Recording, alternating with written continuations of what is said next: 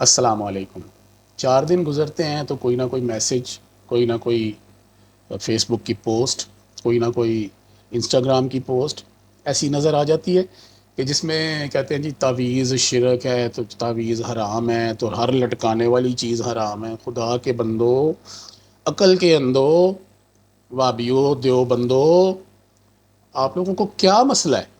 اور وہ مجھے سمجھ نہیں آتی، یہ جو مفتی صاحب ہیں، وہ جو یہ جو بوتیاں شادیاں والے، مجھے نہیں سمجھ آتی کیا پڑھتے ہیں، کیا آپ نے پڑھا ہے؟ آپ نے مفتی کورس، میں ایک عام ادنا سا بندہ ہوں، کوئی عالم دین نہیں ہوں، لیکن یقین کریں مجھے اس بات کی سمجھ آتی ہے کہ تعویذ حرام نہیں ہو سکتا۔ کیسے حرام نہیں ہو سکتا؟ میں آپ کو اگر الفاظ کا کوئی جادو جگا کے دکھاؤں گا نا، تو آپ تو کبھی بھی نہیں مانیں گے۔ ظاہر ہے آپ کہیں گے جی قرآن لاؤ، حدیث لاؤ، بزرگوں کا کوئی کول لے کے آؤ۔ بزرگوں کے کول کو بھی خیر آپ لوگ نہیں مانتے۔ تو میں تھوڑا سا جو ہے نا، میں ایک واقعہ آپ کو پہلے عرض کرتا ہوں کہ آپ لوگوں کا جو وہ حساب ہے نا، وہ کیا ہے کہ ایک آدمی تھا، وہ کافی مطلب مشہور شخصیت تھی، میں ابھی نام میرے ذہن میں نہیں ہے۔ تو وہ ایک اور مشہور شخصیت تھی، وہ فلسفی تھا۔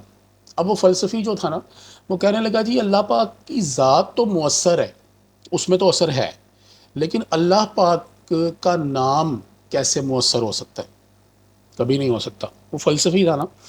اب وہ جو بزرگ تھے نا، وہ فرمانے لگے کہ اس آدمی کا نام لے کے نا، جو یہ بات کہہ رہا تھا کہ ذات مؤثر ہے، نام کیسے مؤثر ہو سکتا ہے؟ تو انہوں نے نا اس کا نام لے کے نا، تو کہنے لگے کہ بھائی تو ہے ہی گدھا۔ اب وہ جب اس نے بات سنی نا، تو اس نے سوچا میں اتنا بڑا فلسفی اور مجھے گدھا کہہ دیا، تو وہ غصہ کر گیا اس بات کا۔ تو انہوں نے کہا دیکھو میں نے تمہیں صرف گدھا کہا ہے، گدھے کا نام اتنا مؤثر ہے، تو بلا تشبیہ اللہ پاک کا نام کتنا مؤثر ہو سکتا ہے؟ اب وہ ایک کل میری نظر میں ویڈیو گزری، وہ کہہ رہا جی تعویذ لٹکانا، ہر لٹکانے والی چیز جو ہے نا وہ حرام ہے۔ لٹکانے والی خیر بہت ساری چیزیں ہوتی ہیں، میں کسی چیز کی غلط تشبیہ نہیں دوں گا، لیکن میں آپ سے یہ عرض کروں گا کہ 2 3 صورتیں ہیں، جیسے یہ کئی لوگ یہ بازو پہ تعویذ باندھتے ہیں، گلے میں تعویذ ڈال لیتے ہیں، یا پیٹ پر، کچھ خواتین بھی مرد بھی میں نے دیکھے ہیں، وہ پیٹ پر ناف کے پاس تعویذ جو ہے نا وہ باندھ لیتے ہیں۔ تو اب سوچنے والی بات یہ ہے، سب سے پہلی جو بات کہ رسول اللہ صلی اللہ علیہ وآلہ وسلم نے تعویذ گنڈا وغیرہ حرام قرار دے دیا۔ اب سوچیں کہ کیا رسول اللہ صلی اللہ علیہ وآلہ وسلم کے زمانے میں لوگ تعویذ وغیرہ گلے میں پہنتے تھے؟ مجھے یہ بات جو ہے نا صحیح طریقے سے سوچ کے بتائیے گا کہ جب رسول اللہ خود ان میں موجود تھے، اور اس وقت وہ لوگ قرآن کو لکھ کر اپنے گلے میں پہنتے تھے، بتائیں اس وقت وہ لوگ قرآن کو لکھ کے یا کسی حدیث کو یا کسی دعا کو لکھ کر گلے میں نہیں پہن سکتے تھے، یا اپنے جسم کے ساتھ لٹکا نہیں سکتے تھے، باندھ نہیں سکتے تھے؟ کیوں؟ رسول اللہ موجود تھے، ان سے دم کرواتے تھے۔ اب مجھے بتائیں کہ جب وہ اس وقت جب رسول اللہ موجود تھے، تو ان کو کیا ضرورت تھی تعویذ پہننے کی؟ اب سوچنے کی بات ہے، پھر وہ کون سے تعویذ تھے جن کو رسول اللہ صلی اللہ علیہ وآلہ وسلم نے حرام قرار دے دیا؟ خود سوچیں، عقل دوڑائیں تھوڑی سی۔ اس وقت قرآنی آیات کے تعویذ نہیں بنتے تھے، وہ لوگ بتوں کی جو ہے نا وہ کچھ نام لکھ کے، کچھ ٹونا شونا کر کے، کچھ لکھ کے، تو وہ اپنے گلے میں کئی لوگ خالی دھاگے بھی باندھ لیتے تھے۔ تو وہ کیا تھا جی، وہ جو دھاگا باندھا ہوا ہے جی، یہ کالا دھاگا باندھا ہے تو اس کے ساتھ یہ ہوگا، پیلا باندھا تو یہ ہوگا، نیلا باندھا تو یہ ہوگا۔ تو رسول اللہ صلی اللہ علیہ وآلہ وسلم نے ان چیزوں کو حرام قرار دیا تھا۔ اس وقت زمانہ جاہلیت میں آپ کو پتہ ہی ہے کہ پیچھے سے جو لوگ الٹی سیدھی جو چیزیں تھیں وہ لکھ لیتے تھے، اور تعویذات کی شکل میں وہ پہن لیتے تھے، اصل میں وہ تعویذ نہیں تھے ہوتے۔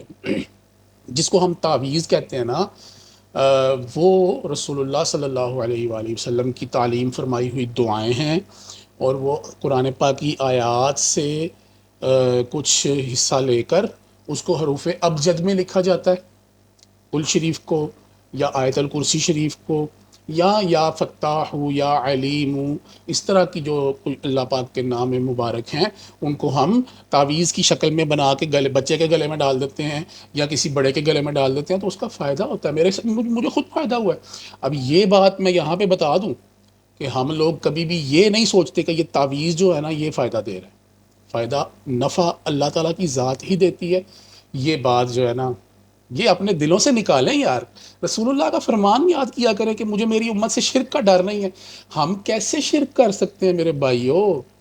اگر کوئی، میں دربار پہ جا کے، یقین کریں میں تو دور کھڑا ہو کے ایسے کر کے نا دعا مانگ کے آ جاتا ہوں، میں کبھی بھی چومتا نہیں ہوں، میں کبھی بھی سجدہ نہیں کرتا، لیکن اگر کوئی غریب چوم ہی لیتا ہے تو اس میں کیا ٹینشن ہے یار؟ اس کو نہیں پتا کہ عبادت اللہ کی ہوتی ہے۔ آپ لوگ تو باتوں کے بتنگڑ ہی بناتے جاتے ہیں۔ اچھا میں واپس تعویذوں پہ آتا ہوں۔ اب ایک بات تو یہ ہو گئی کہ رسول اللہ کے زمانے میں کسی کو کیا ضرورت تھی قرآن لکھ کے تو وہ گلے میں پہننے کی؟ اگر کسی نے وہ پہنا ہوتا تو رسول اللہ اس کو کہتے کہ یہ جو ہے نا یہ غلط ہے۔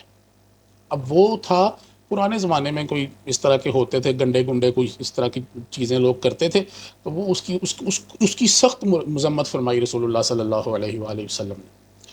اب اگلی بات، کیا صحابہ کو بھی اس بات کا پتہ تھا کہ رسول اللہ صلی اللہ علیہ وآلہ وسلم نے تعویذ لکھنے سے، اس کو پہننے سے، اس کو استعمال کرنے سے منع فرمایا؟ صحابہ تو ایسی ایسی چیزیں برکت کے لیے استعمال، اچھا یہ وہ جو داغے اور وہ گنڈے تویز وغیرہ، اس کو میں ذرا تھوڑا سا سائڈ پہ کرتا ہوں۔ آپ خود بتائیں، کیا صحابہ برکت کے لیے حضور نبی رحمت صلی اللہ علیہ وآلہ وسلم کے منہ مبارک استعمال کرتے تھے؟ حضرت خالد بن ولید رضی اللہ تعالی عنہ، آپ کی ٹوپی مبارک میں رسول اللہ صلی اللہ علیہ وآلہ وسلم کے منہ مبارک تھے، جس کی وجہ سے وہ فرماتے ہیں کہ مجھے کبھی جنگ میں شکست نہیں ہوئی۔ ہاں، اس سے برکت حاصل کرتے تھے۔ رسول اللہ کی نسبت تھی، نسبت کی بھی بڑی تکلیف ہوتی ہے آپ لوگوں کو۔ اچھا چلیں، اب رسول اللہ کی نسبت سے وہ، اب اگر کبھی رسول اللہ صلی اللہ علیہ وآلہ وسلم نے اپنے منہ مبارک یا اپنی لعاب دہن یا اپنی برکت سے کوئی بھی جو کپڑا اپنا، اس کو استعمال کرنے سے یا لوگوں کو تبرک کے طور پر رکھنے سے منع نہیں فرمایا، تو کیا اب آپ کیا کہیں گے کہ یہ تو رسول اللہ نے تعلیم ہی نہیں فرمایا، تو یہ جو رکھتا ہے وہ شرک کرتا ہے، وہ سمجھتا ہے کہ یہ بالوں سے جو ہے نا وہ شفائیں ملتی ہیں، یہ حضور کے منہ مبارک کو کسی چیز میں پھیر کے دے دینے سے اسے شفا ملتی ہے، تو یہ تو شرک ہو گیا۔ آپ بتائیں، آپ لوگ شرک کس کو کہتے ہیں؟ مجھے تو آپ کی سمجھ نہیں آتی کہ شرک کا مطلب آپ کو کب پتہ چلے گا۔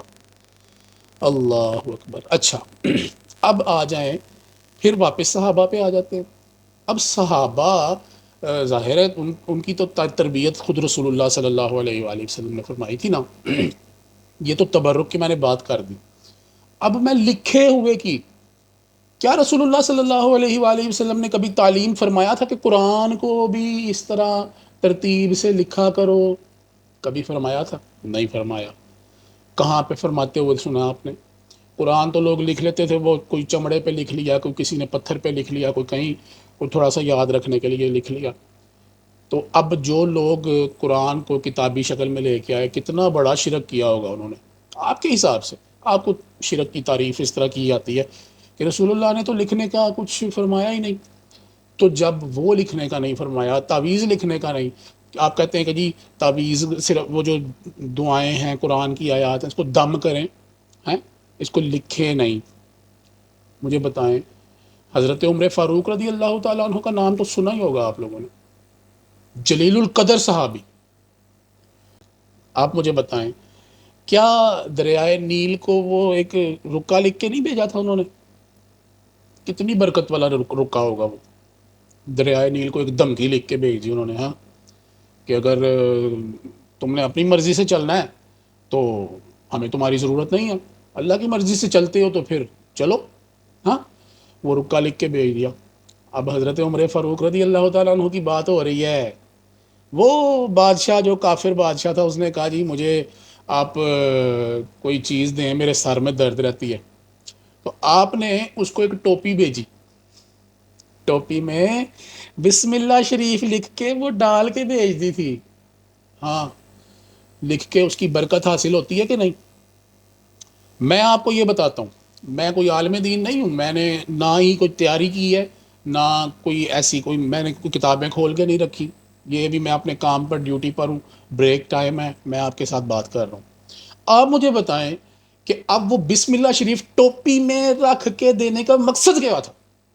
کیا مقصد تھا بتائیں؟ آپ کو اللہ کا نام تعویذ میں لکھا ہوا مل جائے تو آپ کہتے ہیں جی کفر ہو گیا، جی شرک ہو گیا جی۔ کچھ تھوڑی سی شرم کر لیں۔ یہ چھوٹے چھوٹے ہمارے جو ہے نا بھائی بہن ہیں، جو کوئی مسئلہ ہو جاتا ہے وہ پہن لیتے ہیں، کیا مسئلہ ہے آپ کو؟ اچھا یہ پہننے کا بھی اب میں آپ کو بتا دیتا ہوں کہ اول تو ہم کسی کو تعویذ کو اللہ نہیں مانتے، کسی جو اس طرح کا کوئی کلام اللہ لکھ کے کاغذ پہ ہم استعمال کرتے ہیں اس کو اللہ نہیں مانتے، ہم شرک نہیں کرتے۔ میں آپ کو ایک بات بتا دیتا ہوں۔ اب ایک بندہ جناب ساری زندگی، جناب اس نے کوئی آپ کی زندگی کے 8 10 سال 20 سال گزار دیے، اس کو کوئی ایسا مسئلہ لاحق ہو گیا کہ وہ اب ڈاکٹر سے آرام نہیں آ رہا۔ میں آپ کو ایک ڈاکٹر والی بھی بات کہانی سناؤں گا، وہ کہانی نہیں حقیقت ہے، میں آپ کو وہ جو ہے نا نیکسٹ ویڈیو میں ابھی جو بات کر رہا ہوں نا۔ اب اس کو بندے کو ڈاکٹر سے آرام نہیں آتا، تو مجھے یہ بتائیں اگر کسی اللہ کے ولی کے پاس جاتا ہے اور وہ اللہ کا ولی اس کو تعویذ لکھ کے دیتا ہے، وہ اپنے گلے میں پہن لیتا ہے، بازو پہ باندھ لیتا ہے، اس کو اس سے آرام آ جاتا ہے۔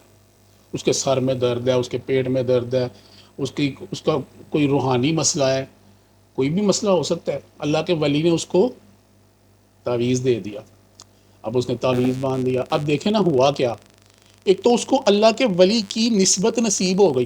جب ولی اللہ کے ولی کے پاس چلا گیا تو ظاہر ہے نظر ولی جو ہوتی ہے نا وہ بڑی باکمال ہوتی ہے۔